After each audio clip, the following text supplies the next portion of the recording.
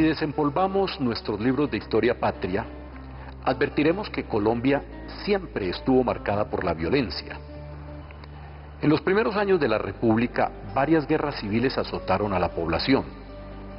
Luego iniciamos el siglo XX con la Guerra de los 1000 días.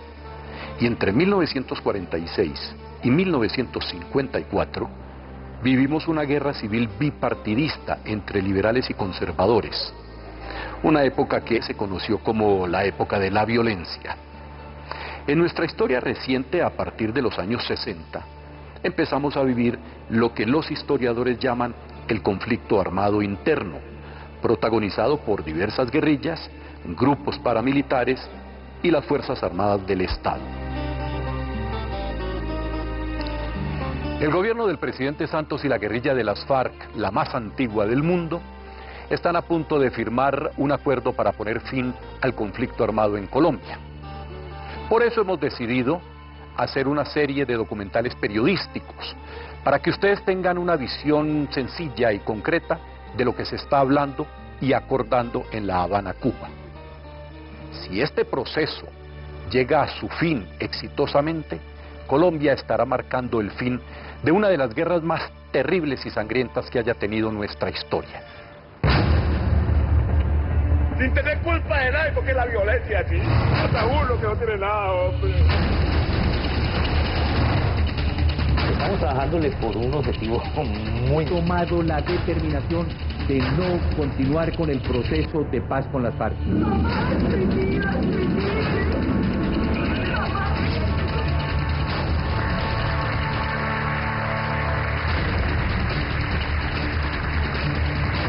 Vamos a construir la paz, que tiene varias etapas.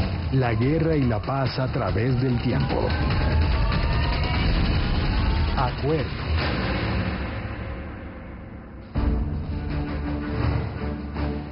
Antes de conocer lo que se está hablando y lo que se está acordando en La Habana, Cuba, entre los delegados del gobierno y los delegados de las FARC, es importante saber dónde, cuándo, cómo surgió este grupo guerrillero que lleva más de 50 años alzado en armas contra el Estado colombiano. Los inicios de las FARC.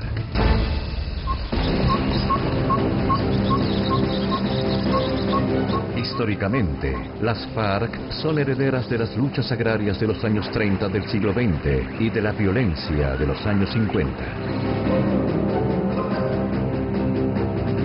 Ellos se proclamaron en sus orígenes como defensores y voceros de los campesinos.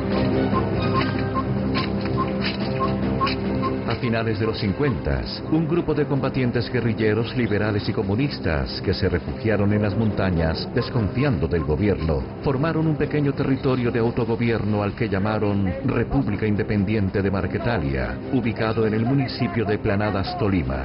Allí, en 1961, los líderes guerrilleros se reunieron y tuvieron la primera conferencia guerrillera. Nosotros también veíamos cómo a medida que el presupuesto de guerra viene aumentando... Durante estos años, Marquetalia era una piedra en el zapato para el gobierno.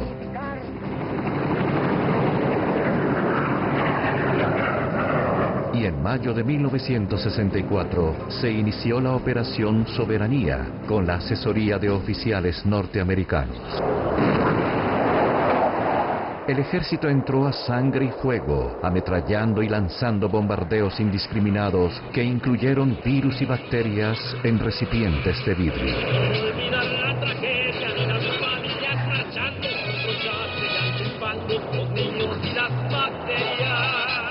En 1964 vuelve el gobierno a desatar una persecución con un total de 16.000 hombres, pero encontró nuevamente con la resistencia de los campesinos y mientras de aniquilarlo, el movimiento se ha extendido, se ha fortalecido aún más todavía. Guerrilla, atención, guerrilla, El núcleo originario de las FARC es un núcleo de desplazados que va ocupando el territorio no civilizado, no ocupado por el Estado, y va encontrando en esos territorios, por supuesto, unas poblaciones muy pobres, abandonadas, sin institucionalidad, pero al mismo tiempo el país va encontrándose con esa izquierda guerrillera alentada desde Cuba y alentada desde los países comunistas, va encontrando también un soporte económico, primero por los países comunistas que pues están interesados en que el comunismo se extienda como una filosofía política, pero también tiene mucha razón cuando Estados Unidos resuelve combatir la izquierda de todo tipo, aún la izquierda democrática, y radicaliza las posturas en este y en otros países. Manuel Marulanda, jefe de los insurgentes, que para entonces ya había muerto 2 veces en los titulares de prensa, sobrevivió con su grupo a los ataques y el 27 de mayo de 1964 nacieron oficialmente las FARC, que empezaron a expandirse a finales de los 60 y principios de los 70, al mismo ritmo de las avalanchas colonizadoras protagonizadas por los desplazados de la violencia y los pobres del campo, en zonas como Caquetá, Meta, Huila, Magdalena Medio y Urabá. Inmediato con el radioguía número 3, que tiene más informaciones en torno a estos siniestros. Radioguía número 3. Cuando surgió las guerrillas de izquierda, surgieron las guerrillas de izquierda, las FARC, el ELN, más adelante el EPL, el M-19, cuando surgieron esas guerrillas, pues eso era en un contexto internacional de Guerra Fría, era un contexto internacional en donde se puso de moda la Revolución Cubana. Nosotros hemos recorrido muchos sectores por aquí, la misma gente nos dice: compañeros, ¿qué hacemos? No tenemos trabajo. Pero esta no fue la única guerrilla que se creó en Colombia. En los 60s y 70s nacieron otros grupos insurgentes como el EPL, el M-19 y el ELN, entre otros, que se levantaron en armas para tomarse el poder por la fuerza. Se formaron muchas guerrillas y guerrillas. Cada una incluso decía: yo tengo una ideología muy distinta. Y van quedando pocas, históricas. Entonces la FARC tiene su propio camino, es un camino que es una fusión además entre un viejo liberalismo que se rebeló en cabeza de Marulanda y unos comunistas. Se juntaron comunistas y liberales y formaron una guerrilla, inspirados por Castro, por el Che, encabezada por un genio de la guerra que era el señor Manuel Marulanda Vélez. ¡Combatiendo unidos! ¡Combatiendo unidos!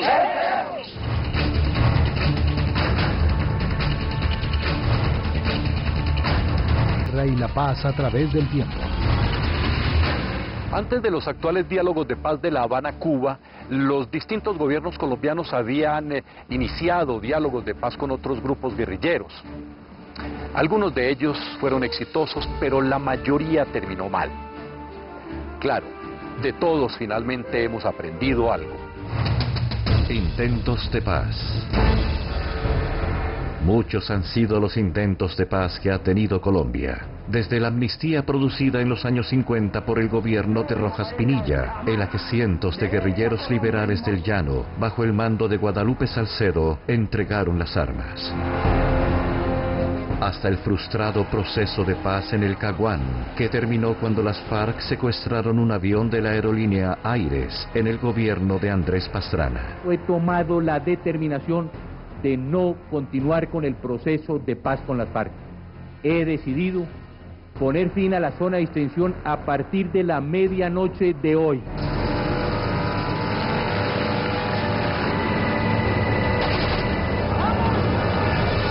Fue muy perturbador tener para una larga negociación una zona de concentración donde todo el país estaba metiéndose allá, había unos debates públicos enormes donde los medios de comunicación podían ponerle todos los días el micrófono a los líderes guerrilleros, al gobierno, y hacer controversias públicas que afectaban la mesa.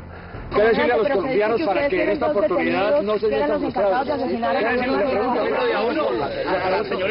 decirle a los colombianos? Vamos a hacer esto. Vamos a responder en orden. Una pregunta a cada medio y luego repetimos. En ese momento el país se atravesó una situación muy crítica en lo económico, la peor crisis económica En lo militar había unos avances impresionantes de la guerrilla y muy pocos avances de las fuerzas militares. No teníamos sino 3 helicópteros, no teníamos transporte para la tropa. Las bombas que usábamos para los bombardeos eran antiquísimas, no estallaban muchas veces y la comunidad internacional nos tenía aislados. Nos encontrábamos con 3.600 secuestrados, 500 soldados y policías en manos de la guerrilla después de las operaciones de Patascoy, Las Delicias y El Pillar. Había 208 municipios sin presencia de fuerza pública. Había una imagen internacional en la cual la guerrilla eran los Robin Hood, consideraban que eran un poco los representantes de las gentes necesitadas frente a una clase privilegiada que había ejercido el poder. La prensa, hablada y escrita, es un medio que tiene de propaganda para desvirtuar la realidad de la lucha revolucionaria de los hombres que estamos enfrentados con el gobierno. 1982, gobierno de Belisario Betancur. Esta es la Colombia con la que estamos trabajando. Es la Colombia con la que tendrán que trabajar los futuros gobiernos. Se trata pues, y con esto insisto en mi confesión honesta, se trata de hacer un examen de conciencia, un análisis de por qué hemos buscado la paz desde hace tantos años, sin encontrarla plenamente todavía. La paz se propuso por primera vez en la Colombia contemporánea después de la toma de la Embajada de la República Dominicana en 1981. Jaime Bateman propuso que hubiera un proceso de paz. Se hizo un primer intento en 1984 y 1985, no salió bien. El 28 de marzo de 1984, en el municipio de La Uribe Meta, la Comisión de Paz formada por el gobierno de Belisario Betancur pactó el primer acuerdo de cese al fuego con las FARC. Bajo este gobierno nace la Unión Patriótica, partido político de las FARC, del cual también hacían parte comunistas, indígenas y estudiantes. Los miembros de la UPE fueron prácticamente exterminados por sectores radicales del país. Y férreo seguidor de Turbay Ayala y de todos los mediocres gobernantes del Frente Nacional por el sector liberal. Por otro lado, el M-19 se alió con el EPL para llevar a cabo negociaciones con el gobierno de manera conjunta. Los diálogos se establecieron en Corinto, Cauca y Obo, Huila, y concluyeron con un acuerdo firmado el 24 de agosto de 1984, en el cual se establecía el cese al fuego. La paz se ha hecho. Solo falta en este momento firmar. ¡Viva Corinto! ¡Viva Jumbo! ¡Viva Florencia! A la hora cero del cese al fuego, y porque ha sido la voluntad de nuestro pueblo, y porque ha sido la voluntad del M-19, con la patria en el corazón, buscar las soluciones con el pueblo que hoy requiere nuestro país. Sin embargo, tras años de intensas conversaciones, treguas y acuerdos, los procesos de paz adelantados con los diferentes grupos guerrilleros llegaron a su fin en el año de 1985. Ciudadano Carlos Pizarro León Gómez, ciudadano Antonio Navarro Wolf. El mundo estaba viviendo durante la etapa de la Guerra Fría y pues pocos creían en distintas latitudes que fuera posible hacer un acuerdo de paz sincero y por encima de la mesa con un grupo guerrillero. Pues estaba el mundo dividido en dos sectores y nunca, pues cada uno quería ganarle al otro y no se pensaba que podía haber una guerrilla de izquierda que quisiera hacer un acuerdo con un gobierno que era democrático. 1986, gobierno de Virgilio Barco. El M-19 pensaba que la paz era necesaria, porque nos habíamos alzado en armas para llegar a gobernar la sociedad colombiana. Creíamos que se podía, mediante la rebelión armada, llegar a tener el gobierno. Cuando nos dimos cuenta de eso era imposible, dijimos, bueno, nos vamos a morir de viejos, intentando una cosa imposible. Si no se puede llegar a gobernar mediante la rebelión armada, pues tendremos que buscar otro camino. y ese otro camino es una negociación de paz para poder ir a elecciones.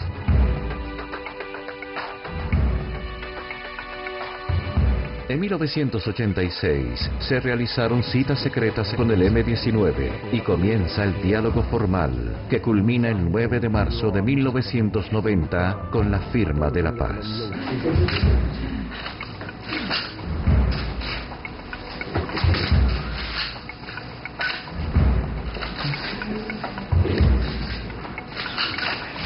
Tengo la certeza de que Colombia está contenta. Tengo confianza en que ese paso abrirá una compuerta para una paz mucho más grande, mucho más incluyente, que de alguna manera reúna a la familia colombiana en el futuro. 9 de marzo, Carlos Pizarro y yo, a nombre del M-19, firmamos el acuerdo de paz. Fue la primera paz de Colombia en un momento en que nadie creía, pero la primera de América Latina contemporánea también. De esta manera, el M-19 deja las armas y se convierte en partido político, siendo protagonista en la Asamblea Nacional Constituyente de 1991. 1990, gobierno de César Gaviria.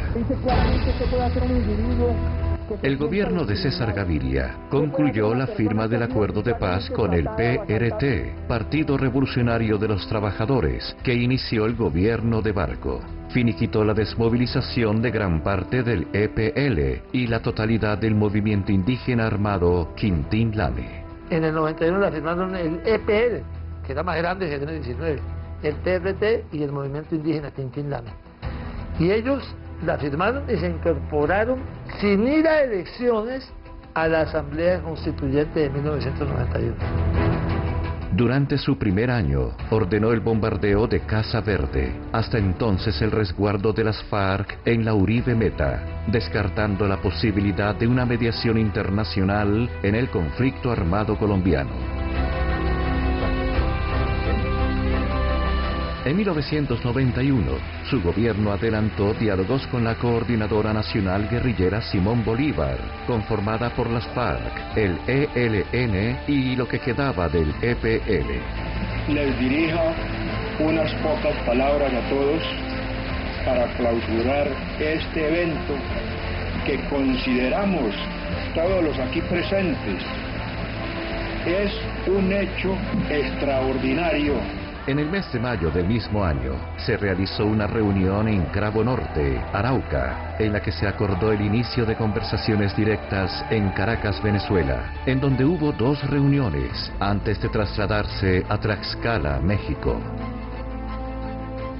Cuando había esperanza de éxito en estas negociaciones, el EPL secuestró al exministro Argelino Durán Quintero, quien falleció en cautiverio víctima de un ataque cardíaco, y finalmente en mayo de 1992 se hizo pública la terminación de las conversaciones. 1999, gobierno de Andrés Pastrana.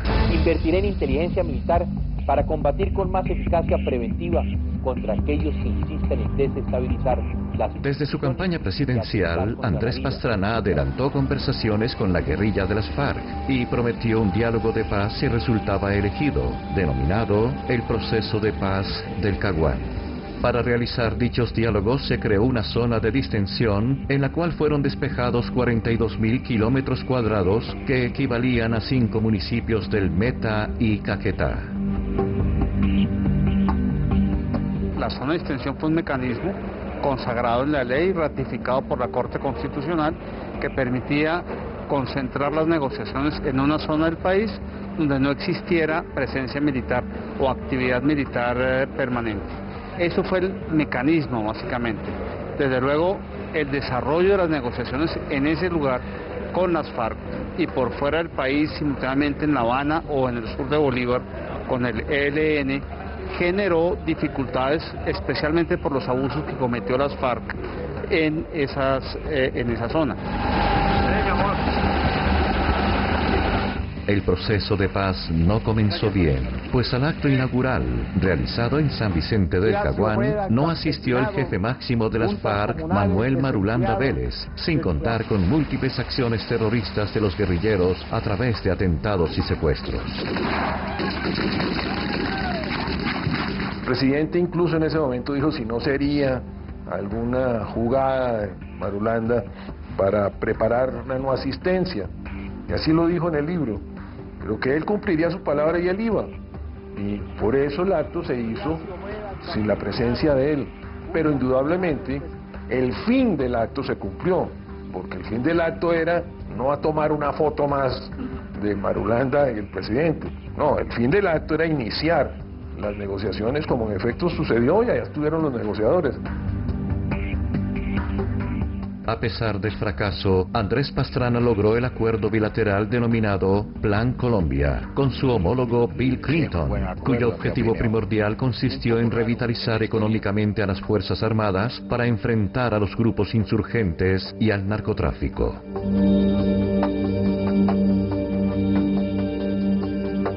Internacionalmente pudimos mostrar al mundo lo que eran realmente las FARC y fueron consideradas como terroristas al final.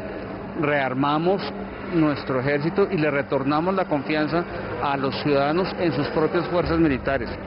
Cambiamos la diplomacia colombiana y la convertimos en una diplomacia activa que recuperó la confianza internacional en Colombia. Hemos elegido 5 presidentes consecutivos. ¿Por qué hacerlo o no hacer con las FARC? El doctor Andrés Pastrana se puso el reloj de tiro fijo, salió en una foto de campaña en 1998 y lo elegimos presidente de la República. Iba a hacer la paz, primero. Después lo de Taiwán no funcionó, entonces el péndulo se fue hacia el otro lado. El doctor Uribe dijo, vamos a darles Perrero, y entonces ganó, van 2. Uribe después dijo, no he podido, en 4 años no es suficiente, necesito 8, otra vez van 3. Después Santos se volteó y dijo, no, vamos a hacer la paz.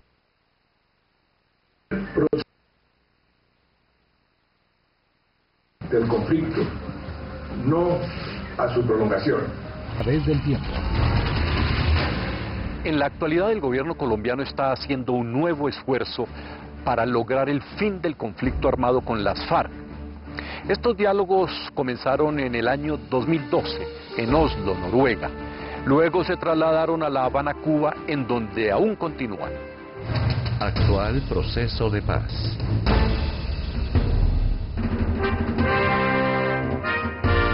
Pese a que Juan Manuel Santos ganó la presidencia con el discurso de continuar debilitando militarmente a la guerrilla de las FARC, aplicando la política de seguridad democrática impuesta durante los 8 años de gobierno por su antecesor, Álvaro Uribe, en el 2012 sorprendió al país con el anuncio de sentarse a negociar con este grupo insurgente.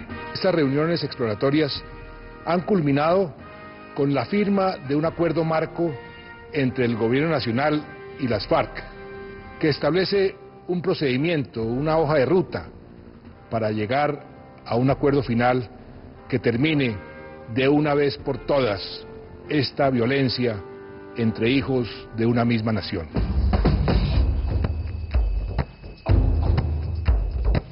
El proceso de paz en La Habana ha pasado por varias crisis y tropiezos. Sin embargo, el gobierno ha sido enfático en que no se dará por vencido hasta no lograr un acuerdo para terminar el conflicto armado con las FARC.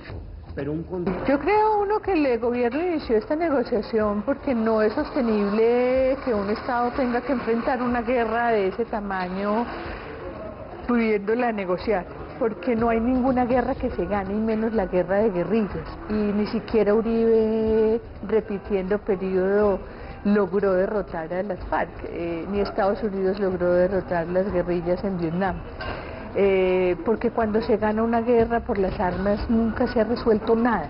Es mucho más importante ganar una guerra en el diálogo, porque en el diálogo se plantean los asuntos de fondo, como es lo que ha pasado hoy en La Habana: la tierra, las oportunidades políticas, la reparación a las víctimas, el manejo inteligente del narcotráfico y no el manejo violento contra las bases de los cultivos, que son los que están sufriendo más hoy en Colombia. El objetivo realmente es mucho más ambicioso, es trabajar con la gente, transformar el campo, abrir nuevas oportunidades para las comunidades y los territorios y garantizar los derechos de esos colombianos rurales.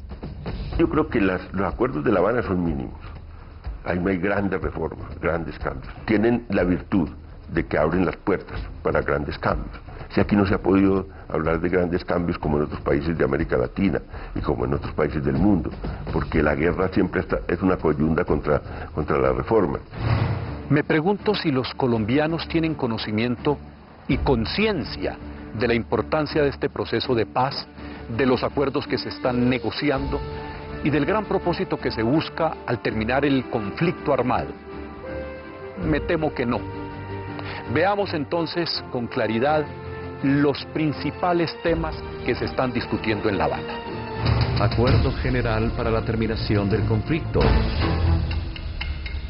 Las principales características de este proceso de paz son: primera, se realizan conversaciones directas con el acompañamiento internacional. Los países garantes son el gobierno de la República de Cuba y el gobierno de la República de Noruega. Los países acompañantes son el gobierno de la República Bolivariana de Venezuela y el gobierno de Chile. Segunda, tiene reglas claras para un buen funcionamiento.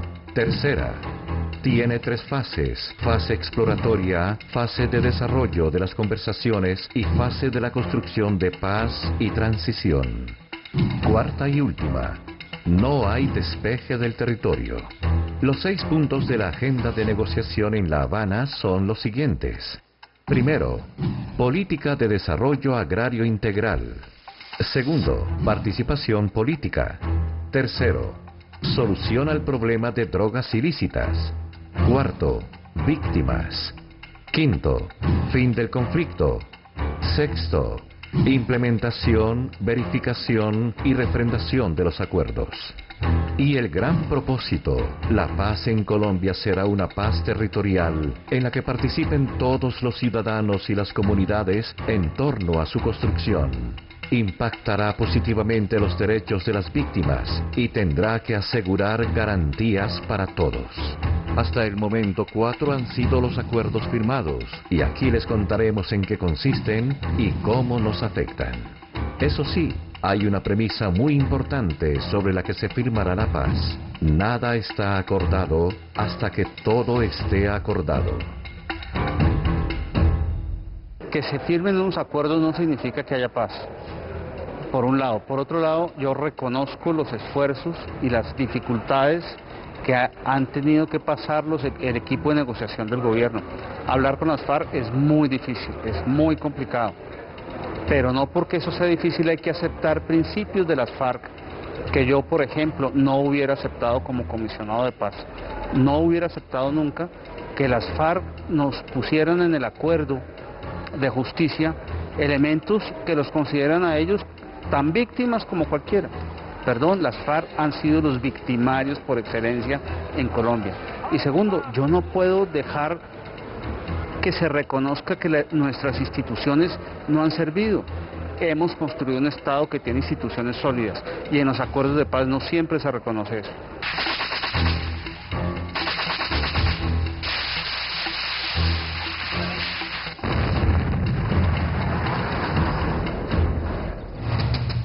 Primero, política de desarrollo agrario integral. En mayo de 2013, 6 meses después de iniciado el proceso, se logró el Acuerdo sobre Desarrollo Rural Integral, una reforma de fondo que incluye la creación de un fondo de tierras de 4 millones de hectáreas para distribuir entre los campesinos que no las tienen. Tiene 4 puntos que son claves. El primero es cómo se accede a la tierra. Tú sabes que en nuestro país el acceso a la tierra es difícil. Entonces lo que se busca es crear un fondo de tierras, actualizar el catastro, facilitar la manera como los colombianos acceden a la tierra. El segundo, desarrolla programas especiales de desarrollo territorial. ¿Eso qué quiere decir? Que en algunas zonas que han estado muy golpeadas por el conflicto, que tienen mucha pobreza, que tienen muy poca presencia estatal, se van a hacer programas especiales para que esas zonas tengan un mayor desarrollo. El tercero es muy importante y lo que busca es generar los servicios y la infraestructura que se necesitan en el campo. Vías, distritos de riego, todo lo que se necesita para que el campo funcione. Y el cuarto, que también es muy importante, lo que busca es asegurar que todos los colombianos tengamos acceso a una alimentación adecuada, es decir, la seguridad alimentaria. Entonces, eso es lo que busca ese primer acuerdo, hacer un desarrollo integral del campo. Le dimos la espalda a la ruralidad en Colombia. Es increíble que en los últimos 40 años no se hubiera hecho en el país un censo rural. Ustedes se pueden creer eso, yo no me lo puedo creer, es increíble. 40 años sin saber qué pasaba en el sector rural colombiano y nos aparece ese censo que nos da realmente una imagen muy triste de lo que es el sector rural en Colombia y de las grandes brechas que hay entre esa Colombia y la Colombia de acá. Un solo país en el cual haya oportunidades que sean, digamos, equivalentes, independientemente de dónde se esté o dónde se nazca. Que las oportunidades para un joven de Guapi no sea migrar a Cali, sino que pueda tener oportunidades en Guapi, oportunidades de educación, de formación. Para eso necesitamos no solamente que el Estado esté presente en todas las regiones, a veces no lo está, o no están todos los componentes del Estado, sino que haya también empresa privada en muchas regiones del país que hoy no está. Debe haber una prioridad para las regiones rurales marginales. Esto es una prioridad que deberíamos tener los colombianos más allá de si se firma un acuerdo con las FARC. Es que tenemos colombianos que están viviendo en el siglo XIX. Es que Juan Valdés es una realidad para mucha gente. Entran sus remesas a la casa en mula y sacan a sus enfermos en mula. Viven donde no hay carretera siquiera. Segundo, participación política. En noviembre de 2013 se logró la firma de este segundo punto, que trata sobre el consenso para ejercer legalmente la política. La clave de este acuerdo es lograr romper para siempre el vínculo de la política con las armas. La participación política cuando se acaba un conflicto es fundamental. Y aunque nuestro país es una democracia, esa participación no siempre es efectiva. Entonces se buscan básicamente tres cosas. La primera, que haya una mayor apertura a la democracia y una inclusión política de nuevas voces y nuevos partidos. Y para eso, por ejemplo, se va a crear una circunscripción especial para la paz. Eso suena enredadísimo, pero te digo qué quiere decir.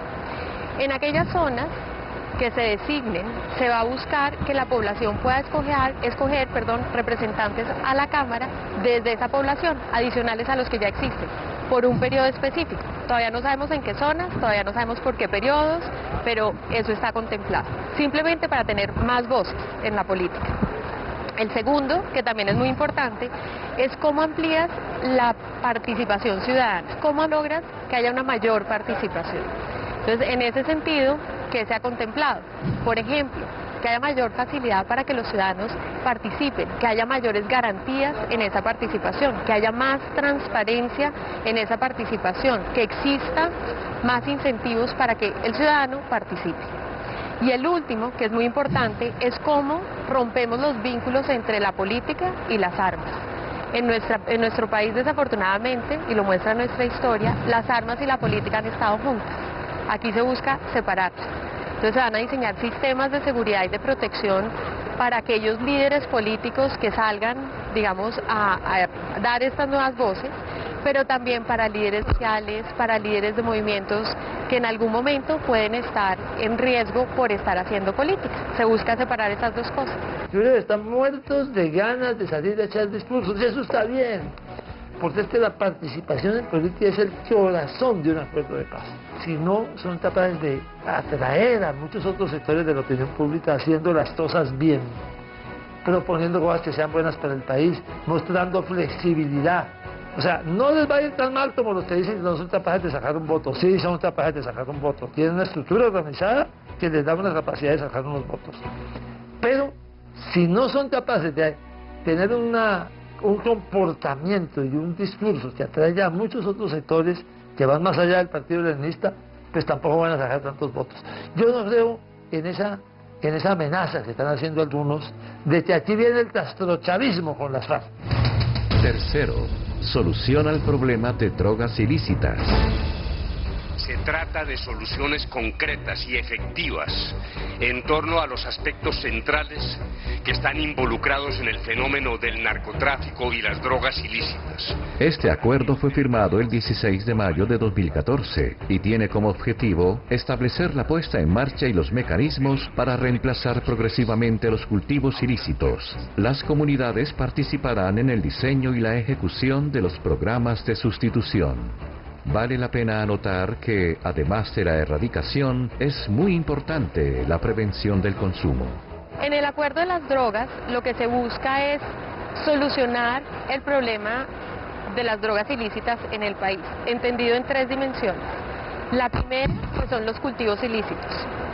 Es decir, aquellas personas que están cultivando drogas o cultivos ilícitos que lo puedan sustituir por un cultivo que sea lícito. Que en aquellos lugares donde existen cultivos ilícitos no sea simplemente quitar el cultivo, sino desarrollar ese lugar, hacer un plan de desarrollo integral para ese lugar. Segundo elemento es el consumo. En nuestro país hay consumo de drogas. Entonces se han desarrollado y se contemplan en el acuerdo algunos mecanismos para atender ese consumo y ese fenómeno en nuestro país. Y el tercero es la lucha contra el narcotráfico. Ahí hay un elemento muy importante que me parece clave mencionar, y es que en este acuerdo se ha incluido el programa de desminado. El programa de desminado en el marco de la lucha contra los cultivos ilícitos es importante porque permite hacer la erradicación, pero en el marco del posconflicto es fundamental. En Colombia hay muchas veredas, muchos municipios que tienen minas antipersonales y eso hace que sus pobladores no puedan caminar con tranquilidad, no puedan ir a hacer su trabajo con tranquilidad. Tenemos que mirarla todo el tema de una manera completa. Si en Colombia aumentan los cultivos, es porque alguien está demandando más cocaína. O sea, porque está aumentando el mercado y el consumo de la cocaína. La cocaína no es un producto que tiene un mercado, pero es una adicción. Esa adicción tiene también sustitutos. Entonces hay que mirar los precios de otros productos que generan adicción, que pueden ser reemplazados por los consumidores en función de precios. Y eso tiene que hacerse con unos programas de sustitución que lleguen con equipos completos de gente donde los campesinos, a ofrecerles alternativas, a ofrecerles apoyo, a ofrecerles acceso a mercado, acceso a crédito, asistencia técnica. Mire, menos del 10% de los campesinos de este país tienen asistencia técnica, incluyendo los de la Federación de Cafeteros. O sea que en las regiones marginales ni uno tiene asistencia técnica. Eso hay que llevarlo. Pero hay que llevar vías también. Hay que hacer todo este proceso con participación ciudadana, hay que ganarse la población, hay que hacer que las prioridades en vivienda, en nuevas aulas escolares, en maestros, lleguen a esas zonas rurales marginales. Cuarto, víctimas. Acordado lo siguiente. Uno de los puntos más complejos de la agenda es el acuerdo sobre las víctimas, firmado el 15 de diciembre de 2015. Después de 3 años y medio de discusión, se llegó a un consenso para generar un sistema integral de verdad, justicia, reparación y garantías de no repetición. Resarcir a las víctimas está en el centro del acuerdo. Este punto incluye 3 elementos que son fundamentales: el elemento de la verdad, el elemento de la justicia y el elemento de la reparación. No es gratuito que sea un sistema integral de verdad, justicia, reparación y no repetición. La no repetición es clave. Lo que busca el acuerdo es entender qué fue lo que pasó para que nunca más nos vuelva a pasar. Verdad. La verdad es el primer paso de la justicia transicional. Hoy percibimos que para las víctimas lo más importante es saber qué pasó, cómo pasó y pasó. La verdad se ha contemplado en 2 estrategias. La Comisión de Esclarecimiento de la Verdad, que busca entender qué fue lo que sucedió, en qué contexto se dieron qué acciones y cómo, digamos, eso alimentó el conflicto o generó victimización dentro del conflicto.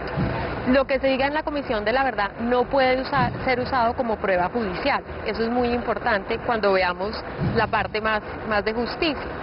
Entonces la Comisión de Esclarecimiento de la Verdad busca eso, busca reconstruir lo que ha sucedido. Hay otro componente de la verdad que es fundamental y es la búsqueda de desaparecidos. En nuestro país hay un número muy grande de desaparecidos.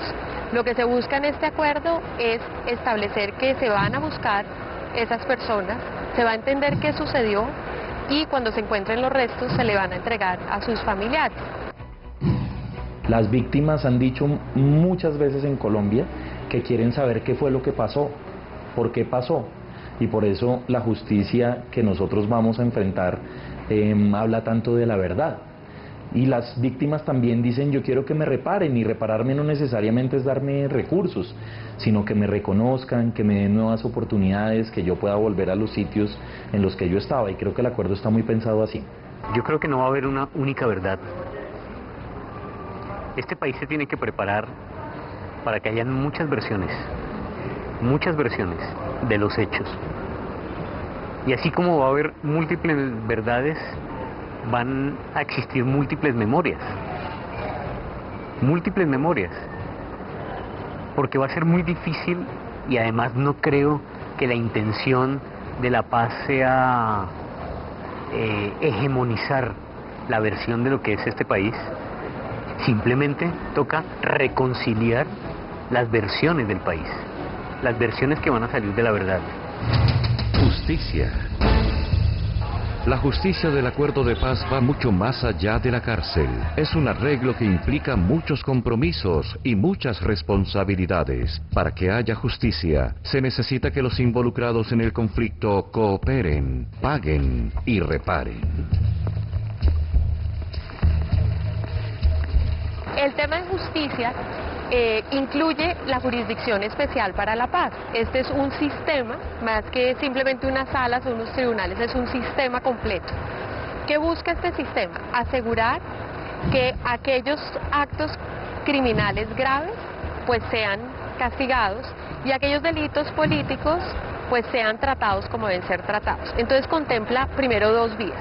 Cuando estamos hablando de un delito político, por ejemplo, la rebelión, que es un delito político, se puede ir por la vía de la amnistía con ciertas condiciones. Cuando estamos hablando de un crimen grave en el marco del conflicto, hay tres vías.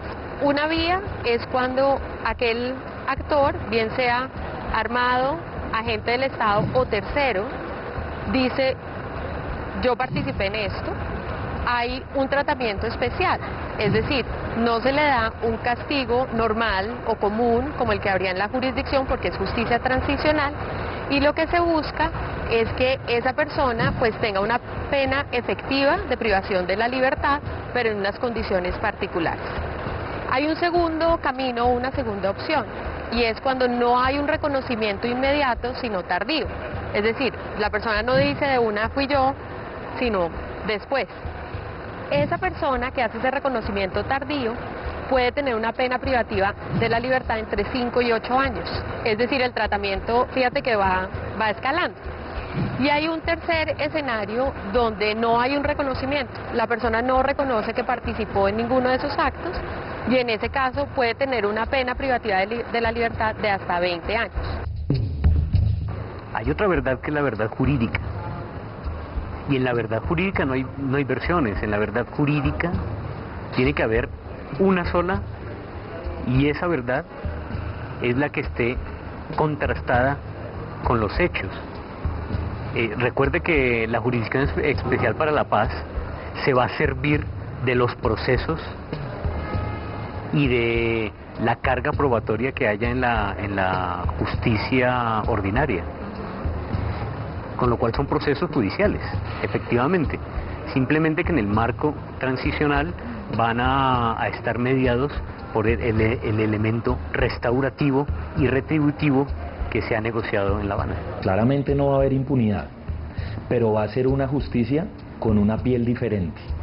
Los colombianos estamos acostumbrados a que la justicia es meter a la gente en las cárceles, y lo que nos propone el acuerdo es que nos olvidemos un poco de eso y que pensemos más bien en que la justicia se logra cuando las personas dicen la verdad sobre lo que han cometido, ayudan a reparar a las víctimas y satisfacen medidas de lo que se llama en la justicia transicional medidas de restauración, que eso lo que quiere decir es ayudar a que las personas que han sido víctimas vivan mejor. Reparación. Las víctimas nunca podrán vivir como antes. Los dolores de la guerra son muy profundos. Con la reparación se busca que la sociedad compense a sus víctimas en la mejor medida posible. El dolor más grande que se ha visto en el mundo es este. Pues es poco el peladito, me digo, sin cabeza y sin nada. Porque no tiene culpa de nada, hombre. Sin tener culpa de nada, ¿y por qué la violencia así? Mata a uno que no tiene nada, hombre. Ay, Dios mío, por Dios. La mayoría de la gente que ha vivido la guerra en carne propia está en disposición de perdonar en la medida en que haya verdad, en la medida en que quien cometió ese hecho victimizante, quien fue el autor material y también el autor intelectual de esos hechos, confiese, diga la verdad, se arrepienta, pida el perdón. El perdón no se ofrece, el perdón se pide primero. Que pida perdón y que aparte de ello tenga un tipo de condena o de pena, que en este caso el margen de la Jurisdicción Especial para la Paz a mí me parece muy equilibrada, porque es una jurisdicción restaurativa y retributiva. La reparación es fundamental. La reparación es lo que permite para muchas víctimas realmente entender que lo que les pasó nunca ha debido pasar y probablemente nunca va a volver a pasar. Dentro de la reparación se contemplan, por ejemplo, actos tempranos de reconocimiento. Lo que sucedió, por ejemplo, en Bojayá, cuando los comandantes de las FARC van y reconocen que lo que sucedió no ha debido suceder y reconocen su participación. Esos son actos muy importantes porque son un primer paso para pasar la página, que es lo que busca este acuerdo.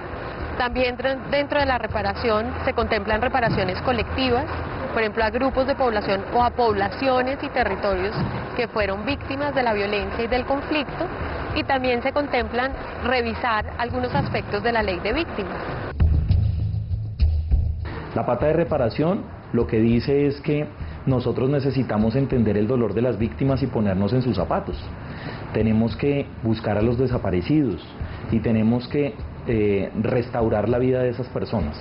Y en la parte de justicia, que son los tribunales, se definen las penas que van a tener los que pasen por la justicia transicional. Yo creo que la mejor manera de perdonar es que construyamos una democracia que sea el escenario de la reconciliación. Creo que más allá de perdones individuales necesitamos una sociedad donde podamos tramitar nuestros conflictos de manera democrática, y creo que esa es la reconciliación que realmente necesitamos, porque el conflicto colombiano no es un conflicto por razones personales, es un conflicto por razones políticas. Nos hemos matado porque hay ideas, proyectos económicos y políticos que se quieren imponer a sangre y fuego, y la manera de solucionar el conflicto no es pretendiendo que eso se resuelva a partir de perdones individuales, sino es a partir de que tengamos un mecanismo democrático que impida que de nuevo en Colombia se pretenda imponer a sangre y fuego el pensamiento de unos o el modo de vivir de unos sobre los otros. El perdón, yo sé que por experiencia directa, personal, yo de alguna manera también fui víctima. Al mismo tiempo que fui miembro de una organización guerrillera, también fui víctima. Me tiraron una granada para matarme en 1985 y casi me matan. Y sé quién hizo todo, cómo se llama, todo, absolutamente nada. Y mire, yo perdoné gratuitamente, sin que nadie me hubiera pedido perdón, por una razón, porque eso alivia, eso descansa, eso lo hace sentir a uno mejor. Fin del conflicto. A pesar de que la firma final del proceso de paz en La Habana no se firmó el 23 de marzo como estaba previsto, tanto el gobierno como las FARC coinciden en que es mejor no apresurarse y hacer bien la tarea, firmando un acuerdo final que satisfaga a las partes y que llene las expectativas de la gran mayoría de los colombianos. El fin del conflicto, en este caso, incluye cómo se van a dejar las armas, cómo se va a verificar esa dejación de armas y ese fin, digamos, de la confrontación armada, de la posibilidad que haya una confrontación armada, y además si van a existir en este caso zonas de concentración. Se han hecho algunos avances, aún no está el acuerdo, pero se han hecho algunos avances. Por ejemplo, ya sabemos que las Naciones Unidas van a ser parte de la verificación. Ya sabemos que ha habido una reforma legislativa para poder diseñar y establecer zonas de concentración. Este punto del fin del conflicto, cuando tú miras todos los acuerdos, es el punto que está más cercano a esa paz directamente relacionada con las FARC. Fíjate que lo que hemos hablado de tierras y desarrollo rural, de participación, de víctimas, tiene mucho que ver con la transformación grande del país. Este fin del conflicto tiene que ver más con en cuáles condiciones las FARC van a dejar de ser una guerrilla o un grupo armado al margen de la ley, cómo van a entregar sus armas, cómo van a dejar de ejercer ese control territorial por la vía armada que ejercen hoy en día en algunas zonas, es eso. Si se firma un acuerdo de paz, que esperamos todos, el conflicto armado con este grupo, que ha sido el centro del conflicto armado en Colombia, se deja atrás. No quiere decir que los conflictos desaparecen, ni que el país va a ser el cielo a partir de la firma de los acuerdos. Eso lo tenemos que construir entre todos. Sexto, implementación, verificación y refrendación de los acuerdos. Implementar, verificar y refrendar los acuerdos firmados es una tarea ardua pero necesaria. En todo caso, la ONU y la CELAC estarán presentes, ayudando con la verificación del cese al fuego, uno de los objetivos primordiales del proceso de paz entre el gobierno y las FARC. La verificación se ha buscado que sea con un actor internacional, por eso Naciones Unidas y CELAC estarían involucrados en esa verificación. ¿Por qué es importante? Porque ponerle fin al conflicto armado en Colombia pues implica efectivamente tener seguridad en que no vamos a volver a repetir el ciclo de violencia. Entonces, de ahí la importancia de la verificación y la relevancia de que sea además un actor internacional, que entendamos que es un actor neutral en esta verificación. El tema de las zonas de concentración pues aún tampoco se ha definido y es digamos un tema en el que hay que tener pues mucho cuidado. ¿Dónde se van a concentrar? ¿Por qué se van a concentrar? ¿En qué calidad? ¿Por cuánto tiempo? ¿Con qué criterios se va a definir eso? Pero eso es lo que están discutiendo ahorita. Un punto muy importante para las zonas de concentración es la ley de orden público. Esa ley le permite al presidente crear las zonas de concentración, suspender las órdenes de captura en esas zonas y crear las condiciones para que se pueda dar la desmovilización en esas zonas.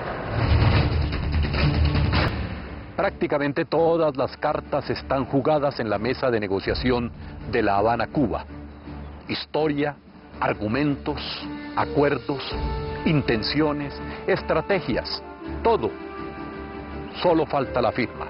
Nos complace anunciar que esta Jurisdicción Especial para la Paz ha sido diseñada para todos los involucrados en el conflicto, combatientes y no combatientes.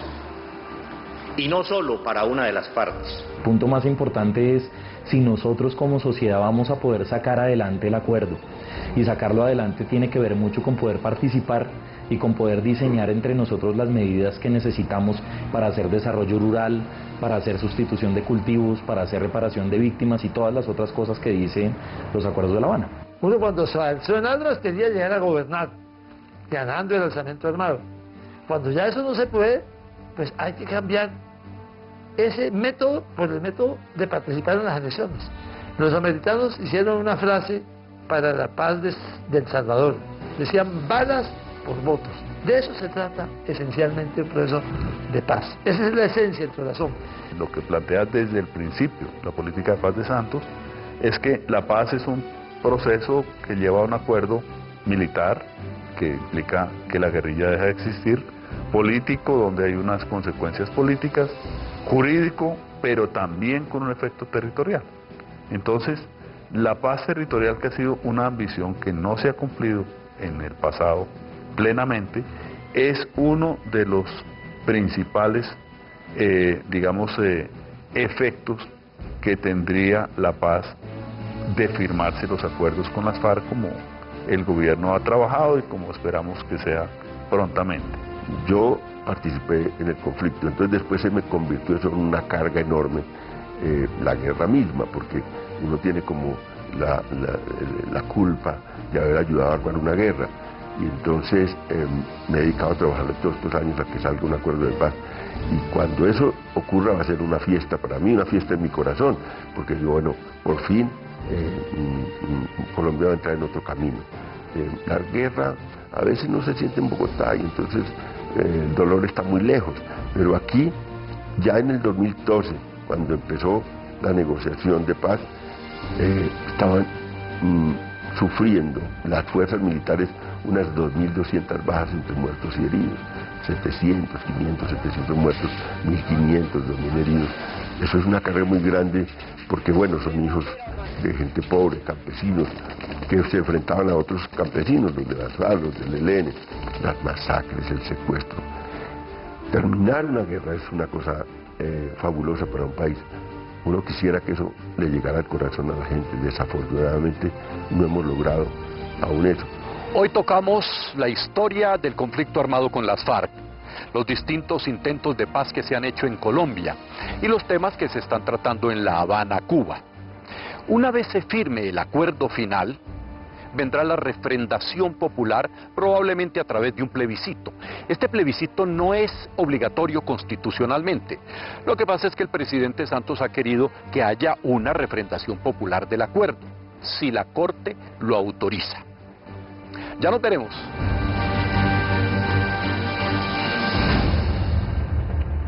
Sin tener culpa de nada, porque la violencia aquí. Hasta uno que no tiene nada, hombre.